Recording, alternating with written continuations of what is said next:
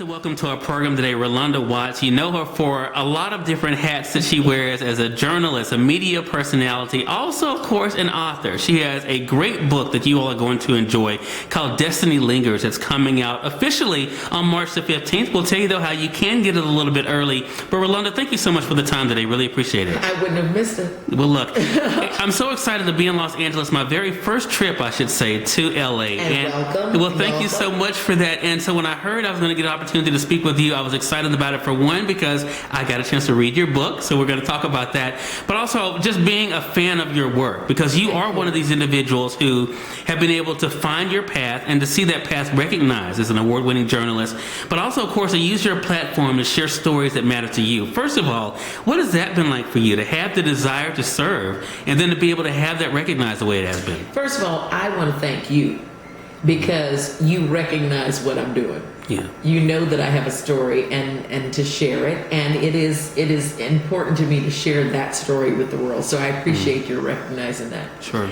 Destiny Lingers has been it has been a life journey for me. I am really hesitant to say it's taken as many years as it took to write it, but I have to admit that it started off as a hobby. I would go to the beach with my friends. My friends would bring a book to read. I brought a book to write.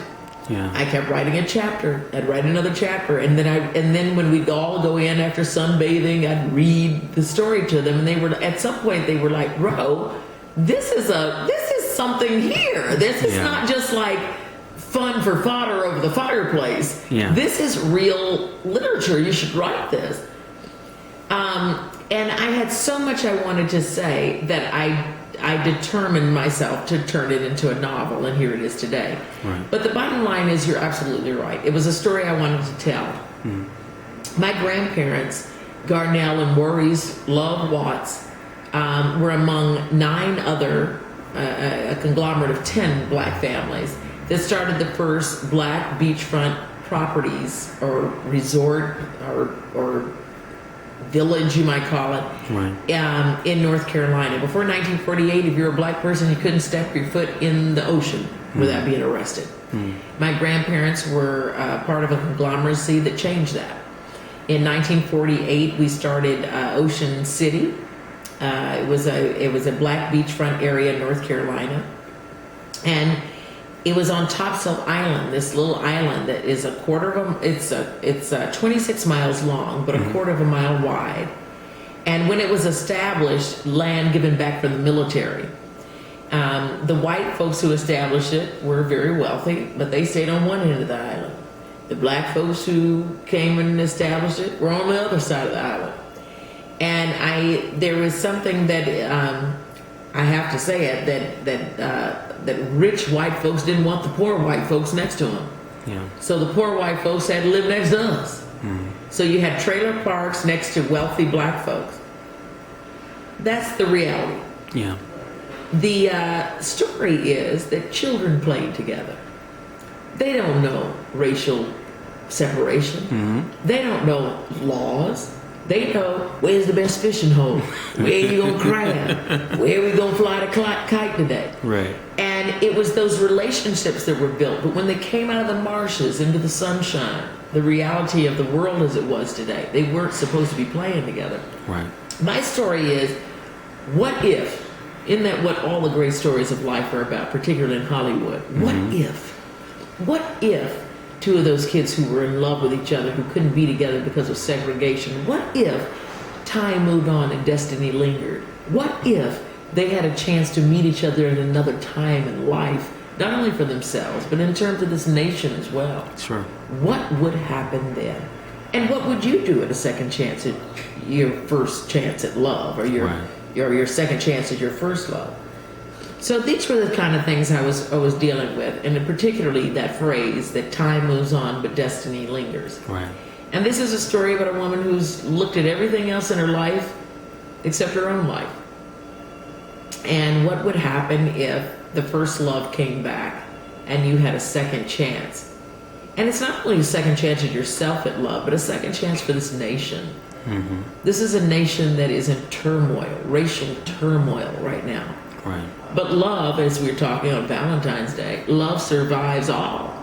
And I think this is a story about love, basically. Right. It's a story about love denies all gravity and gravitas. It lingers and waits for you, and it doesn't give up on you nor humanity. Right. You know, there are so many layers to the story, and I want to say men and women will appreciate this, Rolonda, because one of the things that really struck me that I have to ask you about, because I wouldn't be doing my job if I did. Yeah.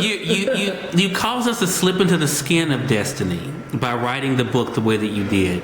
What was it like for you to live Destiny's life, to be that person, to be that individual who had to make these decisions? And also, I felt like Destiny Lingers is also about Destiny discovering herself and what she was worthy of when it comes to love as well. I mean, what was it like for you to become that and then to share that with us? Well, I'm so glad you asked that, because I'm going to tell you, I am not Destiny. I am so not Destiny.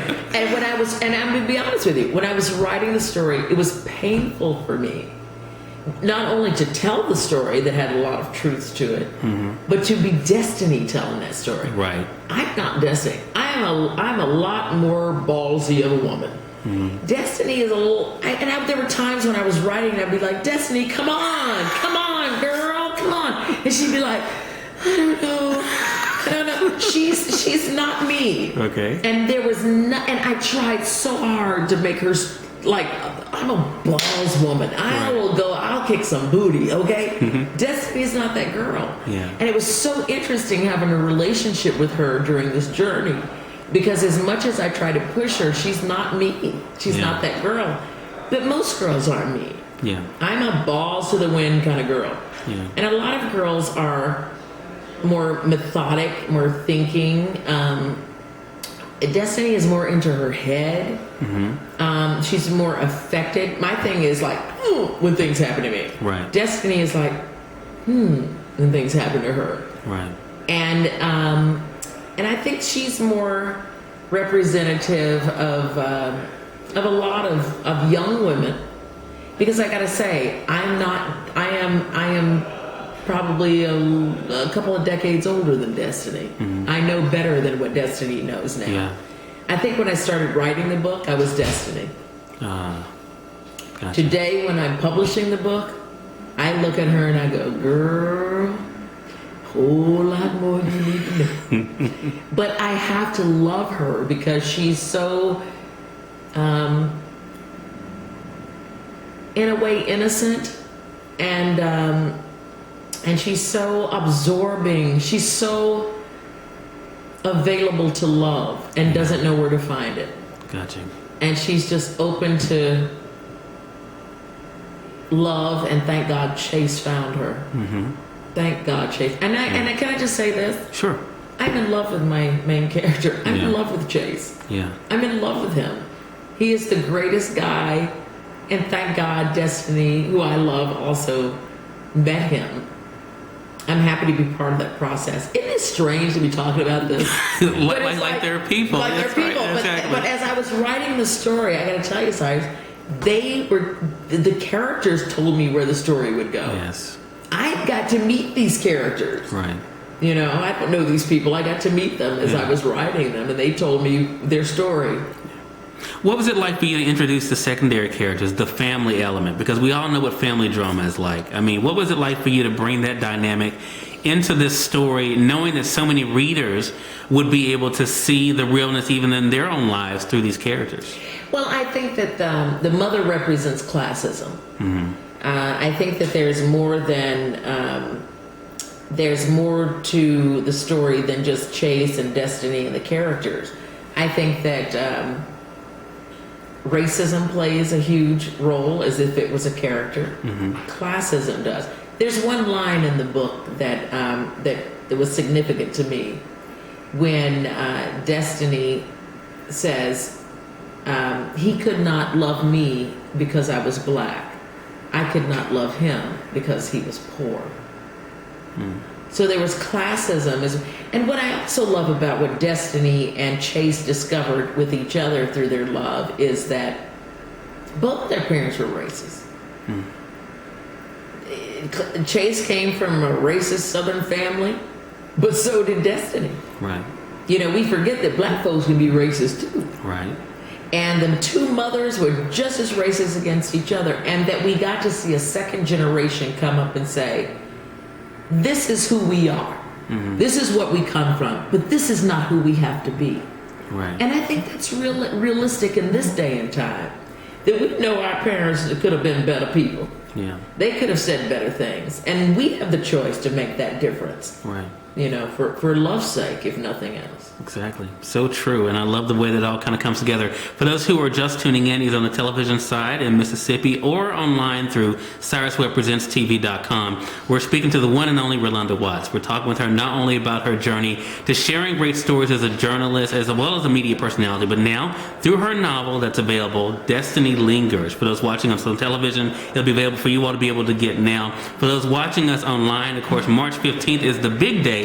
But you can go to iuniverse.com and be able to get it right now for yourself. I want to talk to you about the hats that you wear and how I feel as though, Rolonda, and I could be wrong on this and feel free to correct me, the many hats that you wear all came together in Destiny's Lingers. And this is what I mean by that. The journalistic aspect, the humanitarian aspect of the issues that even you've addressed in this conversation, and your feelings about those things, but also being able to dig deep into the stories of individuals and more than just the surface. Do you feel as though it all kind of has come together? All the things that you've been able to do professionally have kind of come together in this book. Well, Cyrus, you are very astute. Because everything, my whole life is Destiny Lingers. It's my life, the stories I wanted to tell. It's also the observations I've made about my come-uppedness and also the come-uppedness of America. Yeah. Let's face it. It is a story of love, but it's also a story of our country, right, and the things that we're still dealing with. One of the reasons my novel is almost like an ode to America, or an ode to love, because my generation, I'm 56 years old, so my generation is one of the last generations to really, to be blatant with you, drank colored water, not Kool-Aid, that really remembers segregation, remembers those times when you weren't allowed places or when you couldn't do things because of the color of your skin, and that was very clear. Then it disappeared, those colored signs and the remarkable moments where you could not go in here because a country club said you couldn't. Those are gone. But this is a generation, my generation, still lived that and still remembers that. Mm-hmm. I look at my nieces and nephews. They date anybody they want. They go any place they want. That's the world they live in. They still understand that the racism exists, but they've never felt it when it came to their love. Sure. So my point was to capture this story, capture this moment in history, capture this struggle, and just to remind, just tap a little shoulder on somebody who's not even that many generations away from you and say, this was not long ago when this existed. I've had so many of the young people that I represent, my mentees, their parents read the story, which are pretty much in my age group. Mm-hmm. And they're like, oh my God, Ro, I came to tears. And I'm thinking like, they remember somebody they could have been with, but they couldn't have been with. Because that was all of us. Right. And I also believe because in this day and age, when we have the transgender movement, we have the gay marriage movement, we have so much openings of love processes that we didn't have before, that it gives people a chance to say, time moves on, but maybe destiny lingers. Maybe I do have a second chance at that first love. Maybe I could go for the love that I always wanted because now the laws say I can, because society says it's okay. So there's a lot of freedom that's been burst open because time might have moved on, but destiny lingers and love survives all. Right.